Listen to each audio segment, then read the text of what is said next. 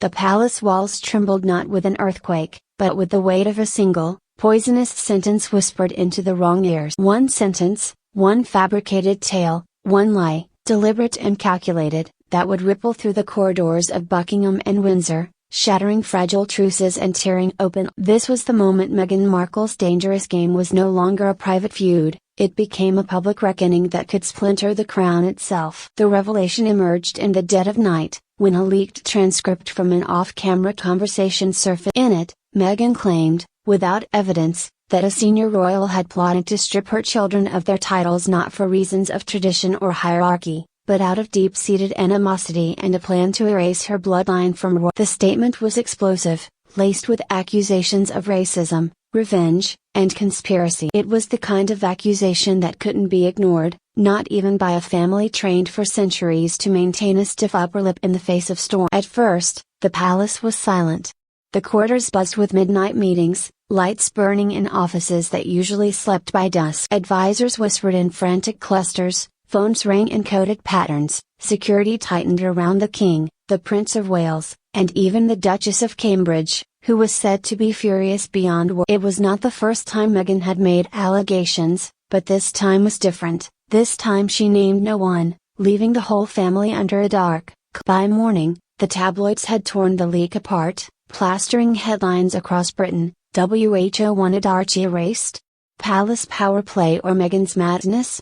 Pundits took sides. Social media ignited like a forest fire, each tweet a spark, each thread a flame. Hashtags like #CrownInCrisis and #Meghan the Manipulator trended within hours. Inside the palace, Prince William was said to have slammed a heavy oak door so hard that an ancient portrait rattled off. Enough, he reportedly said to his closest aide.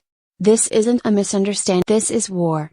Kate, ever the composed strategist, urged caution.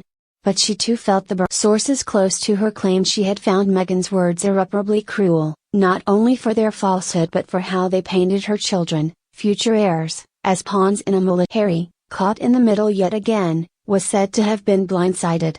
For days he refused to speak to his brother, then finally sent a cryptic message, "She has her." You wouldn't understand.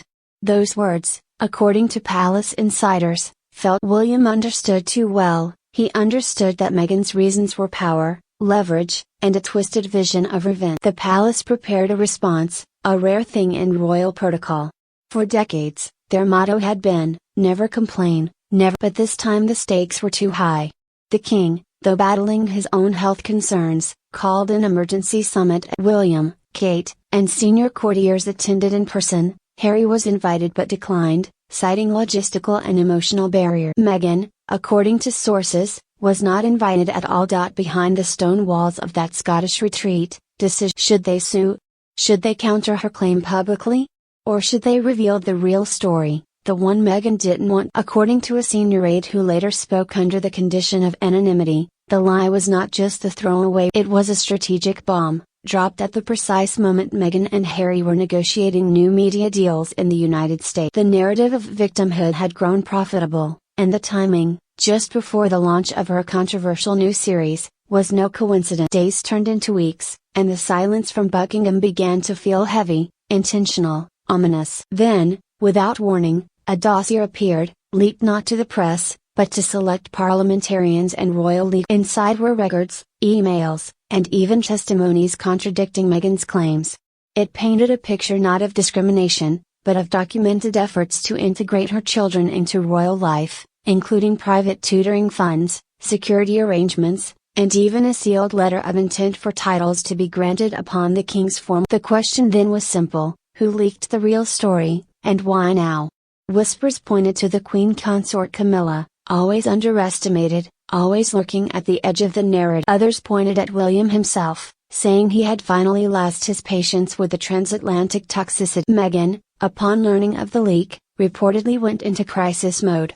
Her team scrambled to reframe the narrative: selective leaks, misinterpreted documents, a coordinated smear campaign, they claimed. But the tide was shifting. Former allies in the media began to distance themselves. A prominent American anchor who once hosted her interview issued a statement: "We were assured of certain facts. Now, I cannot verify them." Public opinion fractured. Some saw her as a whistleblower silenced by an archaic institution, others saw her as a manipulative player who had finally overplayed. The royal family, for once, did not retreat. Instead, William delivered a cold, carefully scripted line at a charity gala: "Truth, though slow, always arrives." The room fell silent. Cameras flashed. Kate stood beside him in a deep emerald gown, her face but in that moment, to the watching world, a gauntlet had been thrown. By the year's end, Meghan's media contracts fell. Her popularity ratings in the UK plummeted to historic lows, while Harry found himself torn between two crumbling worlds: the wife who claimed to be fighting for their future, and the brother who accused her of burning. The lie that broke the crown was not just a statement.